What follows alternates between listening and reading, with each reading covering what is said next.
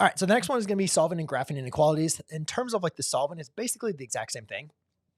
We're just going to be using our inverse operations, but then we're going to graph them using a number line. So in this case, you can see I have an x being divided by 2. So I want to undo dividing by 2. So to undo dividing by 2, I'm just going to multiply by 2. Right? So when you multiply by 2, now I get x is going to be a greater than 6.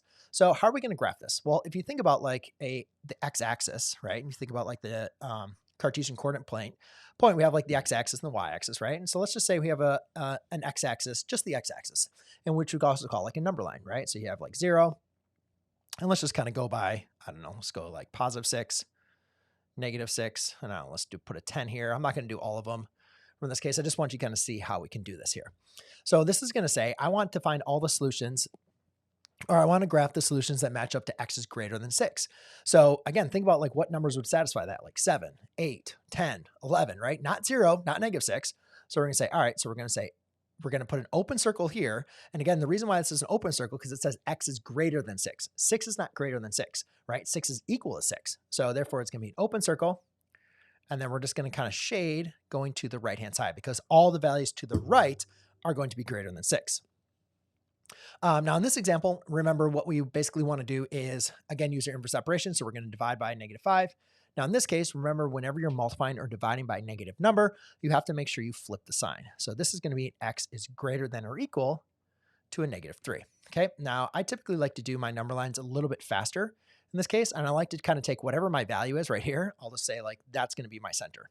So let's say here's -3. Now to the left, what should go to the left? Like let's say -4, right? And then to the right, what should be there? That'd be numbers larger. So it'd be like -2. So you don't have to do a full number line like I did in this top example. But again, like you should have values to the left and to the right and know which one's going to be less and which one's going to be greater. Now this is saying x is greater than or equal to -3. So we're going to start at -3, right? That's kind of like our boundary point, but it said x can be greater than, which is going to be to the right, or it could be equal to. So we're going to fill it in, and then we're going to go over to our right, over to the right, and that's going to represent all the values that are greater than or equal to a -3.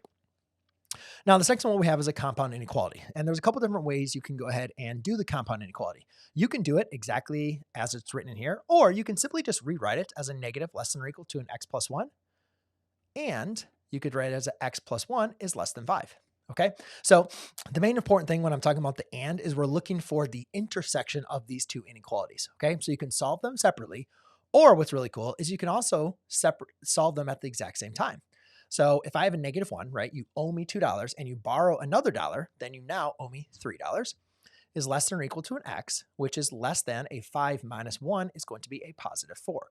So in this case, we kind of have two values, and the x is going to be greater than or equal to a -4, but it's going to be less than a 4. And again, you could do it separately over here. It just kind of makes it a little bit more, I think doing it this way is a little bit more difficult, but it's not, but it definitely is something that is still kind of important, or just to be able to do it, you could do it separately and then find the intersection. But from here, the reason why I like it doing this way, actually, you know, I'll do it that way as well, just in case so you can see. So we get -3, 4, right? We could say like zeros in between. And it says x is greater than or equal to -3. Okay, so we fill that in, but it's less than 4. So it'd be an open circle. So it's going to be everything in between.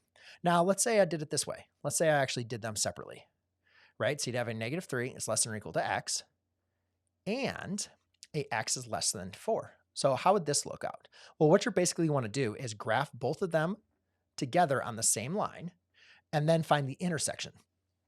So if I said like x is greater than -3, so we go like this, right? But again, that's going to be all values greater than -3.